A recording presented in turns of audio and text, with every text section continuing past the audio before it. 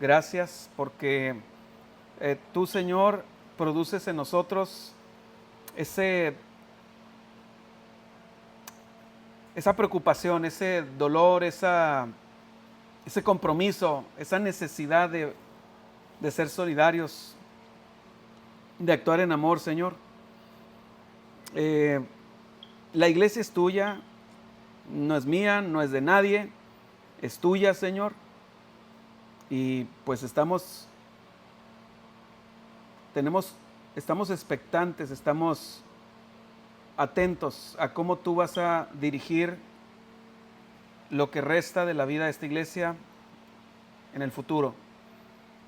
¿A dónde nos vas a mover o cómo vas a solucionar estas cosas, Señor? Tú eres el dueño del oro y la plata. Ahora te rogamos, Señor, que seamos edificados con tu palabra que da vida, Señor. Gracias, Padre, en nombre de Jesús. Amén. Bien, hermanos, entramos a 2 de Timoteo. Hoy estamos empezando 2 de Timoteo, ya terminamos 1 de Timoteo y 2 de Timoteo capítulo 1. 2 de Timoteo capítulo 1. 2 de Timoteo capítulo 1. Dice así. Voy a leer solamente los versículos del 1 al 6. 2 de Timoteo capítulo 1, versículos 1 al 6. Pablo, apóstol de Jesucristo por la voluntad de Dios, según la promesa de la vida que es en Cristo Jesús. A Timoteo, amado hijo, gracia, misericordia y paz de Dios Padre y de Jesucristo nuestro Señor. Doy gracias a Dios, al cual sirvo desde mis mayores con limpia conciencia, de que sin cesar me acuerdo de ti en mis oraciones noche y día, deseando verte, al acordarme de tus lágrimas para llenarme de gozo, trayendo a la memoria la fe no fingida que hay en ti, la cual habitó primero en tu abuela Loida y en tu madre Eunice, y estoy seguro que en ti también. Por lo cual te aconsejo que avives el fuego del don de Dios que está en ti por la imposición de mis manos, porque no nos ha dado Dios espíritu de cobardía, sino de poder, de amor y de dominio propio. Hasta ahí, hermanos. Esta es la segunda carta de Pablo a Timoteo. ¿Quién era Timoteo? Timoteo era un pastor de la iglesia en Éfeso.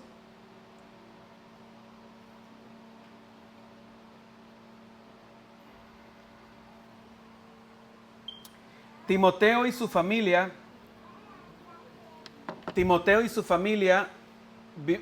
venían de la antigua ciudad de Listra, la cual Pablo visitó en su primer viaje misionero. Cuando Pablo y Bernabé estuvieron ahí, Dios usó a Pablo para sanar milagrosamente a un hombre lisiado. Y la gente de la ciudad, ustedes se acordarán de este pasaje, comenzó a adorar a Pablo y a Bernabé, como si fueran dioses del Olimpo. Incluso querían sacrificar un toro para Bernabé y para Pablo. Pablo, con mucho trabajo, pudo evitar que lo hicieran y pronto los judíos que estaban ahí, los enemigos del evangelio que había en esta ciudad, en Listra, convencieron a la multitud, alborotaron a la gente para que apedrearan a Pablo. Así que sacaron a Pablo de la ciudad y lo apedrearon, pero Dios milagrosamente preservó la vida de Pablo y este siguió adelante. Esta fue la primera predicación de Pablo ahí en Listra. Esto está en Hechos capítulo 14. En el segundo viaje misionero de Pablo,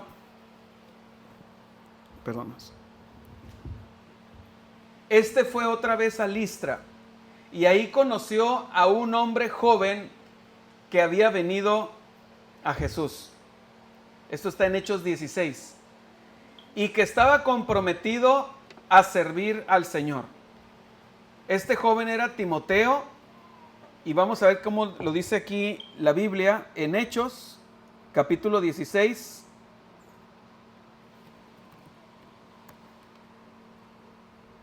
Dice, después llegó a Derbe y a Listra. Y he aquí, había allí cierto discípulo llamado Timoteo, hijo de una mujer judía creyente, pero de padre griego. Y daban buen testimonio de él los hermanos que estaban en Listra y en Iconio. Quiso Pablo que o sea, Timoteo, fuese con él.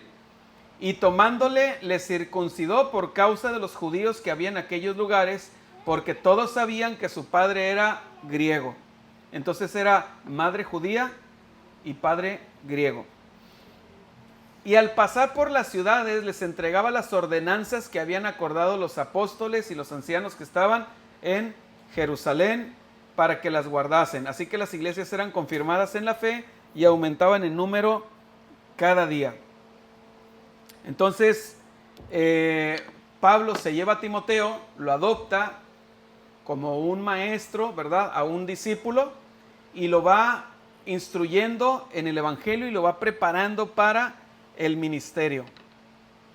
Regresemos ahí a la lectura de segunda de Timoteo, perdón. Fíjense cómo dice: doy gracias a Dios, al cual sirvo desde mis mayores con limpia conciencia, de que sin cesar me acuerdo de ti en mis oraciones noche y día, deseando verte al acordarme tus lágrimas para llenarme de gozo, trayendo a la memoria la fe no fingida que hay en ti, la cual habitó primero en tu abuela Loida y en tu madre Eunice, y estoy seguro que en ti también. En Hechos, fíjense lo que dice, en Hechos 16, dice Hechos 16:1, dice Timoteo, hijo de una mujer judía creyente, pero de padre griego. Cuando la Biblia habla de esto, tomando en cuenta que la madre de Timoteo apenas está conociendo el evangelio, cuando la Biblia dice que eran creyentes, no se refiere a que conocían a Cristo, se refiere a que conocía esta mujer judía, conocía al Dios verdadero, el Dios de Israel, comparado, o sea, en contraposición con los griegos, con los dioses griegos. O sea, el esposo era griego, así es que creía en Zeus y en todos los dioses del Olimpo, ¿verdad? Es que los dioses romanos no son del Olimpo, son de los campos elíseos. Sí, entonces cuando se habla de los dioses, sí, es que los dioses griegos habitaban en el Olimpo y los dioses romanos habitaban en los campos elíseos, en la mitología. Entonces, el padre creía en dioses que habitaban en el Olimpo y la madre creía en el Dios de Israel, en el Dios verdadero. A eso se refiere con que esta mujer era creyente. Ahora, regresando a 2 de Timoteo, dice Pablo, apóstol de Jesucristo por la voluntad de Dios. Pablo siempre está remarcando eso en sus saludos. Es una fórmula que Pablo usa, la repite mucho, por la voluntad de Dios. ¿Por qué? Porque a lo largo del ministerio de Pablo, constantemente lo están acusando de que él se nombró a sí mismo apóstol. Lo están denostando, están despreciando su apostolado. Vamos a ver esto, por ejemplo, en Gálatas. Acompáñenme a Gálatas.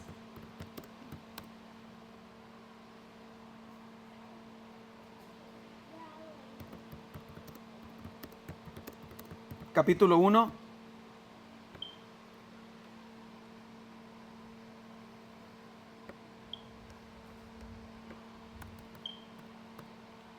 Denme unos segunditos nomás. Gálatas capítulo 1 dice: Pablo, apóstol, no de hombres ni por hombre, sino por Jesucristo y por Dios el Padre que lo resucitó de los muertos. Luego, si me acompañan a 1 Corintios, capítulo 9, 1 Corintios, capítulo 9,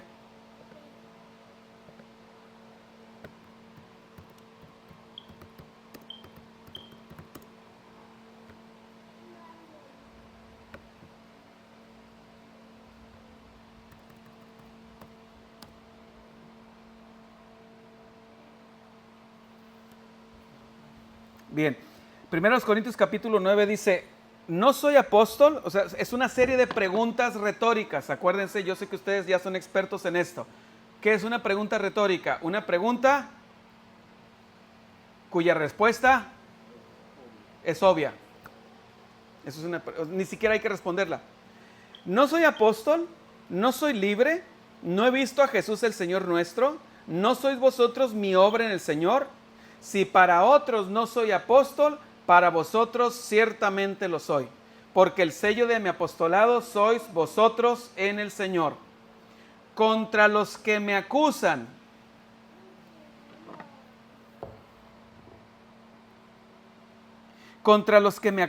esta es mi defensa. ¿Acaso no tenemos derecho de comer y beber? ¿No tenemos derecho de traer con nosotros una hermana por mujer, como también los otros apóstoles y los hermanos del Señor y Cefas? ¿O solo yo y Bernabé no tenemos derecho de no trabajar? Es una doble pregunta negativa. Lo que quiere decir es, ¿acaso solo Bernabé y yo estamos obligados a ser apóstoles y aparte entrar de 6 de la mañana a 4 de la tarde a trabajar en un Oxxo? ¿Sí? O sea, apóstol y aparte un empleo, ¿verdad? ¿Por qué nos obligan a eso? ¿Sí? ¿Quién fue jamás soldado a sus propias expensas? ¿Se comprende esa frase? ¿Quién fue soldado a sus propias? O sea, ¿quién se contrata a sí mismo como soldado? ¿Verdad? Me contrato a mí mismo. Yo me compro mi uniforme, me compro mis armas, yo me voy a la guerra y yo me pago mi sueldo. ¿Cómo te vas a pagar tu sueldo si nomás te la pasas peleando? ¿De dónde vas a sacar el dinero? Eso es lo que Pablo quiere decir. ¿Quién plantó viña y no come de su fruto? ¿O quién apacienta el rebaño y no toma de la leche del rebaño? Ahora, acompáñeme por favor a 2 Corintios, capítulo 11. 2 Corintios, capítulo 11.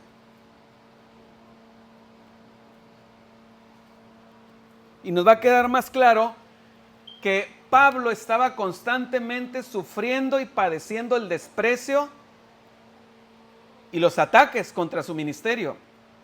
2 Corintios 11. Ojalá me toleraseis un poco de locura. Sí, ¿saben qué, hermano? Lo voy a leer en la Nueva Traducción Viviente. En la Nueva Traducción Viviente. Dice así: espero que toleren un poco más de mis tonterías. Por favor, ténganme paciencia, pues los celo con el celo de Dios mismo. Los prometí como una novia pura a su único esposo, Cristo. Pero temo que, de alguna manera, su pura y completa devoción a Cristo se corrompa, tal como Eva fue engañada por la astucia de la serpiente.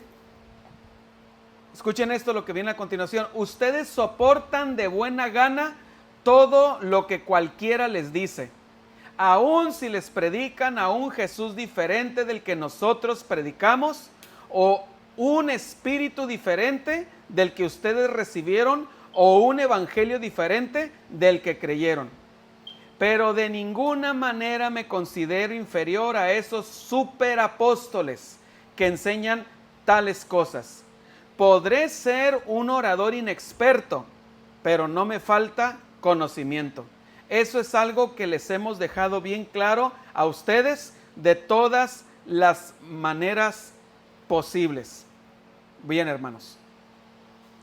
Es solamente un par de pasajes donde vemos que Pablo está defendiendo su apostolado, ¿sí? Que lo acusaban de que él se nombró a sí mismo apóstol.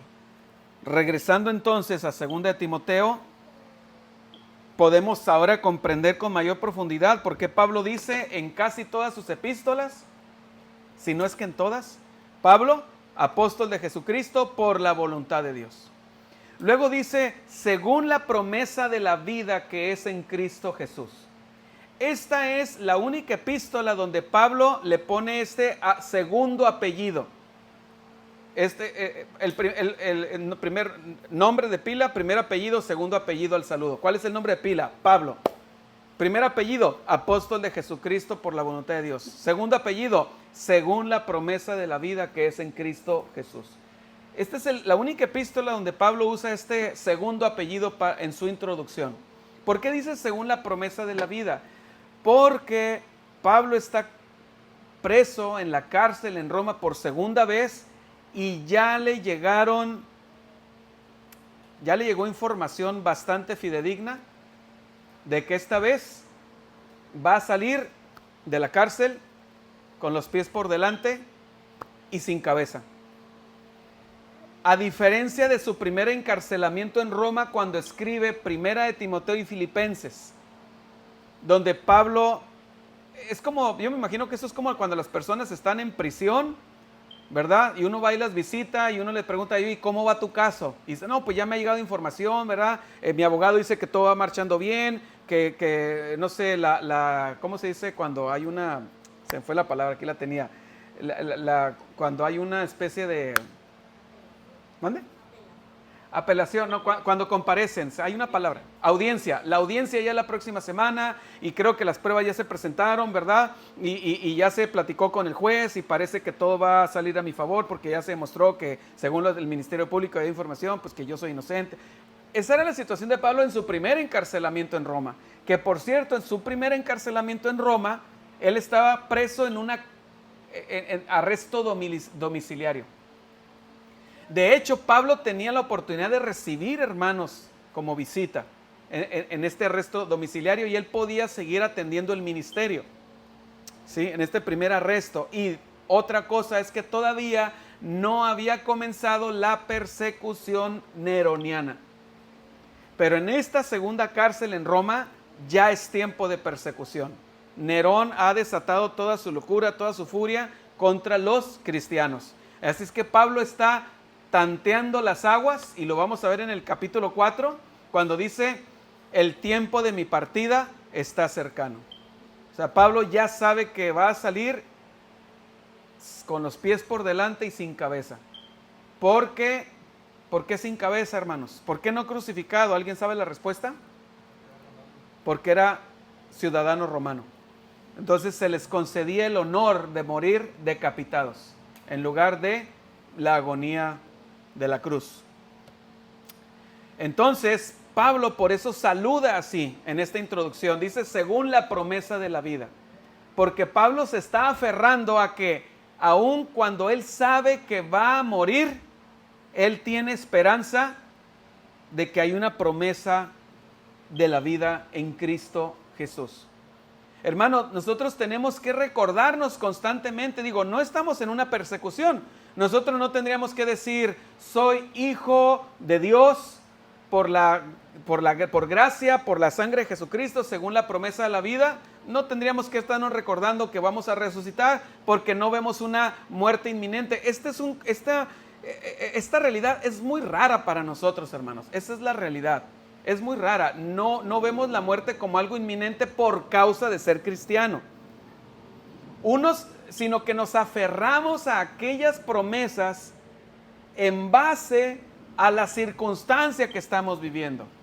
Es decir, echamos mano de realidades en Cristo y realidades en Dios en base a las circunstancias. Por ejemplo, ¿qué pensaría uno de Dios? O sea, ¿qué se estaría uno recordando constantemente de Dios si uno está padeciendo por gran angustia de escasez económica? Pero escasez que nosotros rara vez hemos experimentado, seamos honestos.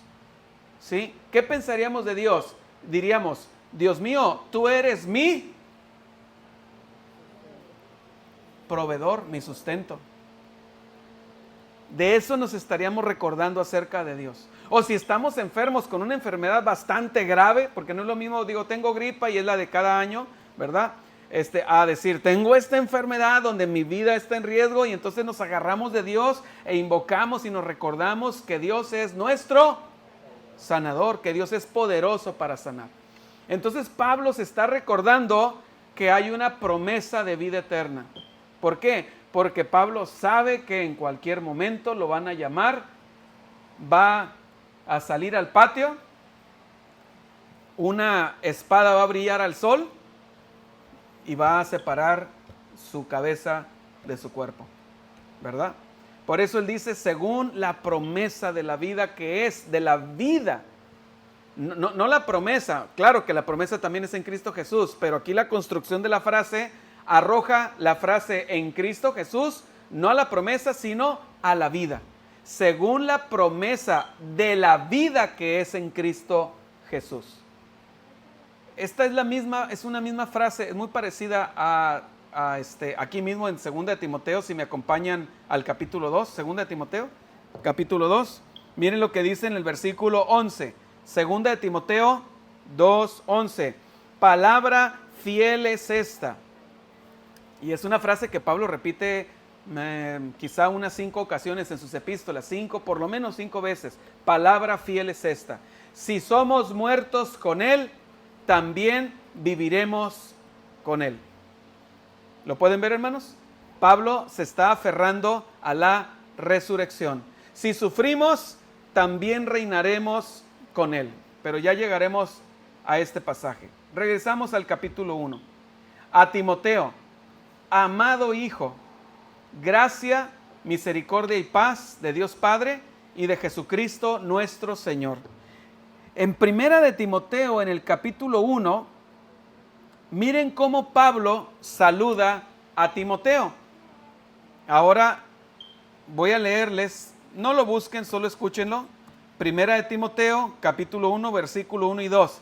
Pablo, apóstol de Jesucristo, por mandato de Dios nuestro Salvador y del Señor Jesucristo nuestra esperanza, a Timoteo, verdadero hijo en la fe. Gracia, misericordia y paz de Dios nuestro Padre y del Señor Jesucristo. Pablo veía a Timoteo como un verdadero hijo en la fe.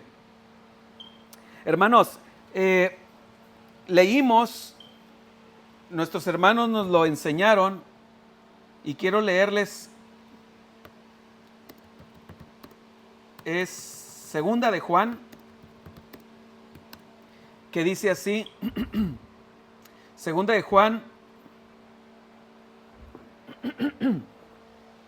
capítulo 1, es nomás un solo capítulo, dice, el anciano a la señora elegida y a sus hijos a quienes yo amo en la verdad.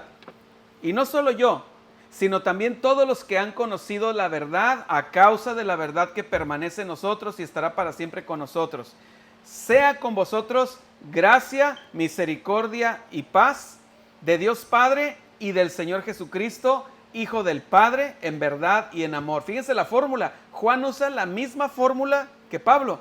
Gracia, misericordia y paz. Y luego dice en el versículo 4, mucho me regocijé porque he hallado a algunos de tus hijos andando en la verdad. Bueno, ya habló, ¿fuiste tú a quién le tocó? ¿Víctor? ¿Te toca hablar de esto? ¿Verdad? Habla de una señora elegida. Se ha discutido si es un nombre genérico para la iglesia, para una congregación, o si era una mujer en específico. La realidad es que de esta señora elegida, sea una mujer con nombre y apellido, o sea la iglesia, dice, mucho me regocijé porque he hallado a algunos de tus hijos andando en la verdad. Hermanos, nuestro hermano Alonso nos hablaba hoy en la mañana en la escuela dominical, y no se pierdan las escuelas dominicales, hermanos, porque aprendemos bastante, y es para nuestro bien, acerca del ministerio. Este no es cualquier ministerio. Esto es más importante que ir a predicar a 1000 iglesias. Esto es más importante que que levantar fondos para los pobres de donde sea. Es el ministerio de edificar a la siguiente generación. Es el ministerio de poner los cimientos y el ambiente y el contexto y las facilidades para que nuestros hijos, la siguiente generación, continúen en la palabra de Dios. Pablo le dice, amado hijo, y en 1 de Timoteo, verdadero hijo en la fe. Hermanos, no quiero hablar mucho de esto porque de eso está hablando nuestro hermano Alonso, pero él nos hablaba y nos llevaba a reflexionar en la importancia y nos hizo algunas preguntas acerca de cómo nosotros podemos y debemos transmitir la fe a nuestros hijos, a las siguientes generaciones. Hermanos, este no es un asunto masivo. Este no es un asunto masivo. No es un evento masivo. Estamos por la cultura tan acostumbrados a las cosas escandalosas, déjenme usar esa palabra, a las cosas rimbombantes, a una forma rimbombante de transmitir el evangelio. Y esto yo lo equiparo, hermanos, como una persona que quiere llenar unas botellas. Si quieren, ustedes piensen en una marca, Coca-Cola, Sprite, lo que sea. Tú puedes llenar 100 botellas de soda a cubetazos, o puedes llenarlas una por una. ¿Sí me explico? Déjame explicar esto. Imagínate que pones 100 botellas ahí en el piso, quizás separadas por 5 centímetros una de la otra, y agarras una cubeta, la llenas de agua y la lanzas. ¿Cuánta agua va a caer en las botellas? ¿Cuántas cubetas tendrás que lanzar hasta que se llenen todas las botellas hasta arriba? Una vez hice mis cálculos y eran más de 100 cubetazos, ¿verdad? O sea, pensando en la poquita agua que le cae a cada botella cada vez. Sí. El cristianismo, hermanos, en las últimas décadas nos ha vendido un sistema de capturar almas, de convencer almas, de ganar almas a cubetazos, a través de grandes esfuerzos de eventos, ¿verdad? Pablo nomás está mencionando a uno, a Timoteo, verdadero hijo en la fe, en el que se desgastó, con el que invirtió tiempo, energías. Tú tomas una botella y no necesitas una cubeta para llenarla, ¿verdad? Con la 50ª o 50ª parte de la cubeta llenas la botella, pero requiere tiempo, requiere precisión, requiere instrucción, requiere cuidado, poner atención. ¿Sí? El evangelio, hermanos, a nuestros hijos. Pero Timoteo no era hijo en la carne de Pablo, pero era un hijo espiritual. Y entonces probablemente, porque quiero extender más esto y ser fiel al pasaje, no solamente con nuestros hijos, sino tú tendrás un Timoteo o una Timotea. En algún momento de tu vida, si tú eres un hijo de Dios y estás extendiendo el evangelio, Dios te va a poner una Timotea ahí a la mano para que le transmitas el evangelio. No van a ser 10, no es algo a cubetazos, es algo que va a requerir un esfuerzo dirigido, focalizado, sistemático, cuidadoso, para que le estés dando la palabra a esa persona.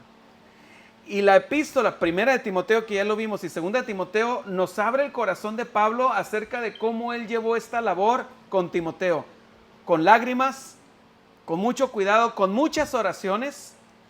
Y Pablo regresa otra vez con Timoteo porque Pablo se ha enterado que Timoteo se está amedrentando. Timoteo está titubeando. Timoteo está vacilando en su ministerio. Lo vamos a ver. ¿A quién tienes ahí cerca de ti? Yo les voy a decir a quienes tienen ustedes y yo tenemos cerca de nosotros, que son nuestros Timoteos. Son los hermanos que no vienen. Son ellos. Esos son los que nosotros podemos buscar. A veces nosotros decimos, Señor, bueno, decíamos, ¿verdad? En nuestra etapa juvenil así, muy idealista, Señor, mándame hasta lo último de la tierra. Bueno, yo crecí en un ambiente así, donde cada evento juvenil, campamento, congreso, confraternidad de jóvenes era, oh, Dios está llamando a una generación que vaya hasta lo último de la tierra. Y una vez un pastor me dijo, Mario, ¿sabes dónde es lo último de la tierra? Mira, la tierra es redonda. Para donde quiera que tú apuntes, vas a llegar donde tú estás parado con el que está a un lado. Eso es lo último de la tierra. Para donde quiera que tú apuntes. Esta epístola, hermanos, nos muestra a nosotros lo que es el corazón de un pastor. Es algo que había olvidado decirles en esta introducción. Timoteo es una carta eminentemente apostólica y pastoral, que nos abre el corazón hacia el dolor, el desgaste, la preocupación y las prioridades de un padre espiritual. Todo cristiano, fíjate lo que voy a decir, no se me distraigan, hermanos. Todo cristiano debe ser padre espiritual de alguien. No importa la edad que tengas, tú tienes que estar involucrándote en la vida de alguien. Empezando, si eres padre de familia, por tus hijos, por tu esposa y por tus hijos, por llevarlos al evangelio, por transmitirles el evangelio. Ahorita lo vamos a ver, digo, si es que alcanza el tiempo, que lo dudo. En el versículo 4, cuando dice, 5, cuando dice, trayendo a la memoria la fe no fingida que hay en ti, la cual habitó primero en tu abuela Loida y en tu madre Eunice, y estoy seguro que en ti también llegaremos a eso. Pero todo cristiano tiene que estar transmitiendo el evangelio a alguien. Este no es un evento masivo, hermanos, esto es algo individual. El ministerio es algo individual. De alguna forma, sea a tu mamá, tu papá, tu suegra, tu suegro, si es que estás casado, ¿verdad? También puedes extenderlo a tu familia, ¿verdad? Tu suegro, tu suegra. A alguien le tienes que estar transmitiendo el evangelio. Y Pablo dice, gracia, misericordia y paz de Dios Padre de Jesucristo y de Jesucristo nuestro Señor. ¿Saben ustedes que en todas las epístolas de Pablo él nomás menciona gracia y paz? Gracia y paz, gracia y paz. ¿Verdad? En casi todas sus epístolas solamente menciona gracia y paz, pero aquí menciona misericordia. Lo que le está diciendo es a Timoteo, amado hijo, 2 puntos. Si lo están leyendo y lo pueden leer, yo quiero que plantar una forma de leer esto en ustedes. Si lo están leyendo, estoy en 2 Timoteo capítulo 1, versículo 2. A Timoteo, amado hijo, 2 puntos. Entre la palabra hijo y la palabra gracia existe esta idea. Te escribo esta carta y te deseo. Te escribo esta carta e invoco sobre ti. Te escribo esta carta pidiéndole a Dios que mande sobre ti gracia, misericordia y paz. ¿Por qué, hermanos? Les quiero recordar que la gracia y la misericordia son 2 caras de la misma moneda. 2 caras de la misma moneda, de la salvación. La salvación tiene 2 elementos, tiene muchos elementos, yo sé que ustedes ya lo saben, pero 2 principales, gracia y misericordia. Porque por gracia sois salvos. Y es por su misericordia que no nos da lo que sí merecemos. Y paz. ¿Por qué a Timoteo le desea misericordia y paz? A diferencia de las otras epístolas donde dice gracia y paz. ¿Por qué a Timoteo le menciona la misericordia? Y yo encontré un comentario que se me hizo muy pertinente. Quiero leérselos, un comentario de Spurgeon.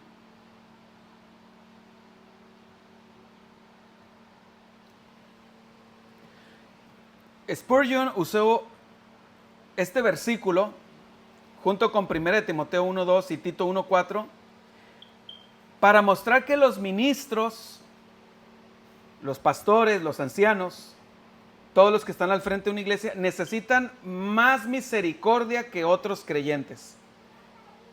No se refiere Spurgeon a misericordia salvadora, porque todos, ministros y no ministros, somos receptores de la misma misericordia para salvación. Para salvación. Pero aquí se refiere a un ministro, porque Timoteo era un ministro, era un pastor de una iglesia. Después de todo, al inicio de sus cartas para las iglesias en general, Pablo solo usa gracia y paz. Gracia y paz solamente. Pero cuando comienza a escribirles a los pastores en Timoteo y Tito, siente la necesidad de decirles gracia, misericordia y paz. ¿Alguna vez usted notó, dice Spurgeon, alguna vez usted notó este detalle sobre los ministros cristianos? Que necesitan aún más misericordia que otras personas. A pesar de que todos necesitamos misericordia, los ministros la necesitamos más que cualquier otro. Y sí que lo necesitamos, dice Spurgeon. porque si no somos fieles, seremos incluso mucho más pecadores que nuestros oyentes. Dice Santiago, recuerdo que Santiago dice en el capítulo 4, dice, hijitos, lo voy a decir según lo dice la Nueva Traducción Viviente, no muchos de ustedes deberían ser maestros. Deberían saber que los maestros seremos sometidos a un juicio más severo. A un juicio más severo. Hermanos, es una gran responsabilidad que tú digas, voy a enseñar la Biblia. Es una gran responsabilidad. Te pones en la mira de un juicio más severo. ¿Se acuerdan ustedes que Jesús le dice a los fariseos, bueno, a la gente, refiriéndose a los fariseos? Aquí está Jesús, ahí está el pueblo y acá están los fariseos. Y Jesús le dice al pueblo, me imagino yo extendiendo su mano hacia los fariseos. En la cátedra de Moisés se sientan los escribas y los fariseos. En la cátedra de Moisés. ¿Qué significa esta expresión, la cátedra de Moisés? Cátedra es la silla, es una silla. Por eso las catedrales se llaman catedrales, porque en la Edad Media había una silla donde se sentaba el obispo a dar enseñanza, a dar cátedra. ¿Sí? Y entonces Jesús, sigo con la actuación, con la representación. Jesús les dice, así que hagan todo lo que ellos les dicen, todo, pero no actúen como ellos actúan, porque dicen y no hacen. ¿Sí? Dicen y no hacen. Entonces, en cuanto cualquiera de nosotros decimos, voy a enseñar, en ese momento el Señor Jesús, permítame la ilustración, que no es bíblica correctamente, pero es válido para enfatizar. En cuanto Jesús allá en los cielos escucha que alguien dice, voy a enseñar, Él dice, a ver, déjame sentarme en mi trono para observarte cómo enseñas, para escuchar todo lo que vas a decir y para ver cómo vas a vivir. ¿Se comprendió la ilustración? Sí.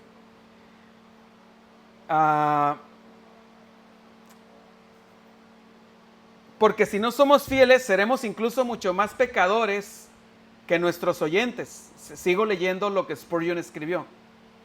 Y se necesita mucha gracia para mantenernos siempre fieles. Y se requiere mucha misericordia para cubrir nuestras deficiencias. ¿Mucha misericordia de quién? ¿De Dios?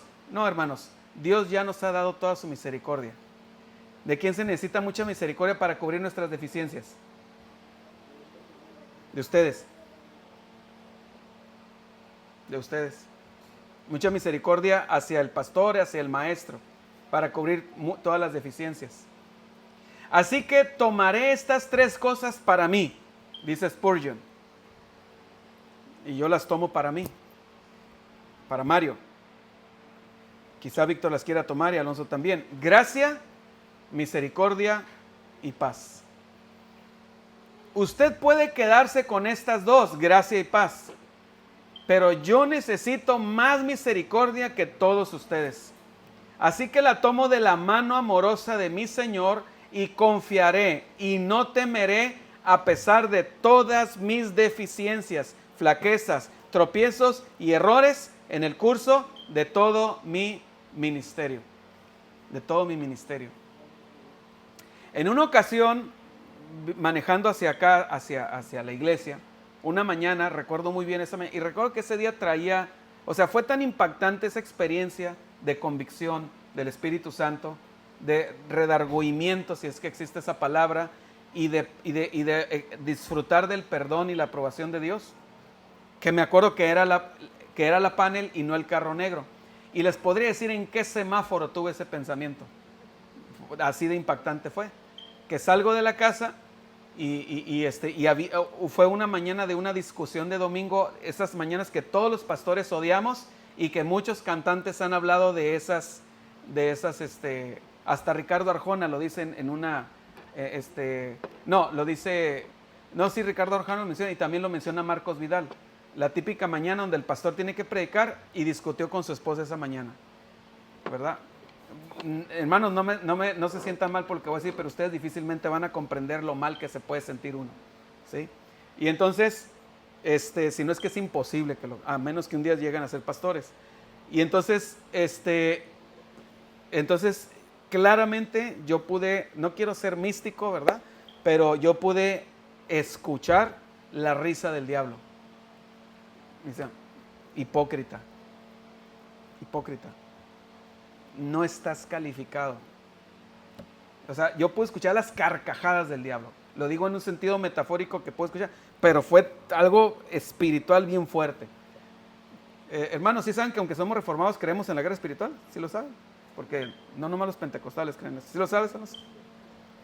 Víctor, ¿lo sabes? Que hay una guerra espiritual. Porque no tenemos lucha contra sangre y carne, sino contra principados, contra potestades, contra los gobernadores de las tinieblas, ¿verdad? Entonces, contra huestes espirituales de maldad. Y yo pude sentir la carcajada demoníaca. Y estoy a punto de dar la vuelta y regresarme. Y dije, no, yo no puedo ir hoy a la iglesia, no puedo, ¿verdad? Y entonces hice una evaluación en ese momento y dije, Señor, yo reconozco que lo que hice está mal, y si ella tiene su parte de culpa, pues es algo que tú vas a tratar con ella. Yo asumo mi parte, mi responsabilidad, ¿verdad? Yo te ruego que tengas misericordia de mí y que la iglesia no se vea afectada por esta situación en mi espíritu, en esta lucha en mi espíritu. Llegando yo a la casa, yo, como muchísimas veces, y qué bueno que está David de testigo, ¿verdad? Pues lo que hice fue, ¿sabes qué, mija? Perdóname. Esto que dije o hice, es que no me pregunten más qué fue porque fue hace como 3 años, no me acuerdo, ¿sí? Yo llegué y yo le pedí perdón, ¿sí? Pero mientras me vine a la iglesia y tuve que trabajar en mi mente y decir, el Señor, tuve que invocar la misericordia de Dios y la gracia de Dios sobre mi vida, ¿sí? Y creer, porque esa es una parte de la lucha, porque en este pasaje que cité ahorita no tenemos lucha contra sangre y carne, después habla de los dardos de fuego del maligno, ¿sí? Y el maligno, no nomás a los pastores, a ti, te va a lanzar 3 o 4 dardos que son sus favoritos. El desánimo, la ansiedad, ¿mande? Eso lo quería dejar para el final. La incredulidad. De todos los dardos del maligno, el favorito es la incredulidad. Donde tú dudes de las promesas y de tu posición y de lo que Dios ya ha hecho en ti y por ti a tu favor. Yo estaba meditando en esto que escribió Spurgeon relacionado con Timoteo y conmigo y con los pastores. Spurgeon dice, yo necesito más misericordia que todos ustedes, así que la tomo de la amorosa mano de mi Señor y confiaré y no temeré. Y yo estaba meditando en Pablo pensando en Timoteo y decía, Pablo conoce el ministerio y sabe a lo que Timoteo se va a exponer o se está exponiendo como pastor. Esta misma semana, y estoy tratando de recordar quién lo dijo, no recuerdo, y fue esta semana, alguien dijo, no, de hecho tú lo dijiste, creo, en tu casa, que el pastorado es algo, no fuiste tú, cuando fui esta semana, que el pastorado es algo muy solitario. No comentamos algo, alguien lo comentó, dice el pastorado, y lo he escuchado muchísimas veces, el pastorado es muy solitario. Y Pablo entiende la dimensión de la lucha de Timoteo. Por eso le está diciendo, te deseo, te invoco. Es que, hermanos, ya con eso termino. A veces nosotros leemos estas fórmulas al principio, pero se nos olvida meterle esa frase en medio. Cuando tú leas estos saludos en las epístolas al principio, en el capítulo 1, en el primer versículo, el segundo versículo, siempre tienes que meterle esta frase en medio. A Timoteo, amado hijo, invoco sobre ti, le pido a Dios sobre ti, oro sobre ti, le ruego a Dios que mande sobre ti gracia, misericordia y paz. Gracia, misericordia y paz. Cuando nosotros oremos, hermanos, y oremos por alguien, hagamos eso. Piensas en una persona, por ejemplo, yo pensaba hace rato en el hermano, se le escuchaba frustrado a nuestro hermano Cristian, y yo lo puedo entender. Y yo oraba, Señor, fortalécelo. A veces oro por ustedes, y yo sé que ustedes oran unos por otros. Cuando ores por alguien, piensa, Dios mío, envía sobre él en este momento, envía sobre él gracia, envía fortaleza, envía paz, envía consuelo. Mientras le llega el dinero, mientras le llega ayuda, fortalece su espíritu, fortalece su alma. Yo no sé cuántos de ustedes, pero estoy seguro que casi todos aquí han experimentado un punto donde estás a punto de quebrarte. Y no necesitas tener poco dinero, no todo se resume a falta de dinero. Pueden ser diferentes circunstancias donde sientes que ya no puedes. Ya no puedes. Tú no puedes saber cómo el Señor te está fortaleciendo en el mundo espiritual, en tu corazón en ese momento, en respuesta a oraciones de santos que están ahí intercediendo constantemente. Personas que están orando por ti en ese momento donde tú estás a punto de quebrarte y lo sientes una fortaleza, y por allá hay una persona que está orando. Señor, te ruego por Mario, fortalécelo en este momento, envía tus ángeles. Una vez más, repito, somos reformados, hermanos, pero somos bíblicos. Y en la Biblia dice, en Hebreos capítulo 1, que los ángeles son espíritus ministradores a favor de los herederos de la salvación. ¿Y cómo ministraron los ángeles a Jesús? ¿Lo recuerdan? ¿Cómo lo ministraron en el desierto al final de los 40 días de ayuno? ¿Cómo lo ministraron en el huerto de Getsemaní? La Biblia dice que estuvieron ahí para ministrarlo, y creo que usa la frase para fortalecer su espíritu. Nosotros no sabemos cuántas veces hemos sido fortalecidos por ángeles o directamente por el Espíritu Santo, o por los dos, como producto de la intercesión de otras personas por nosotros. Esta epístola comienza con Timoteo, con Pablo, orando y anhelando para este ministro de la palabra gracia, misericordia y paz. Y para todos nosotros, hermanos, todos nosotros necesitamos gracia, misericordia y paz. ¿No es así, hermanos? ¿Alguna vez has dicho, Señor, no me interesa ya nada, lo único que quiero es tener paz? Digo, parece que lo estoy haciendo que se confiesen, ¿verdad? No se confiesen, pero yo sí. Yo sí, ha habido días donde yo digo, lo único que quiero, no me interesa nada. Solo quiero una paz que sobrepase todo entendimiento. Todo entendimiento. Eso es todo. Bien, vamos a orar, hermanos. Bendito Rey, te damos gracias, Señor, porque tú actúas a favor de los herederos de la salvación. Yo te doy gracias, Señor, porque tú estás siempre ahí, paso a paso, en toda circunstancia en nuestra vida, con los ministros y con los creyentes en general, recordándonos la realidad, la verdad de tu presencia poderosa, real y permanente con nosotros.